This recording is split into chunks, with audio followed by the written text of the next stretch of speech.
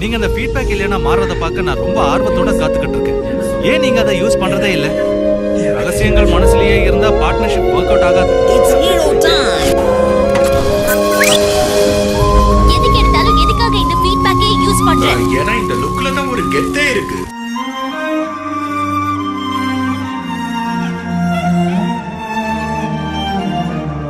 ஃபீட்பேக்குங்கிற ஒரு ஏலியனை இழந்தது உனக்கு மிகப்பெரிய வருத்தத்தை தந்திருக்கு இல்லையா?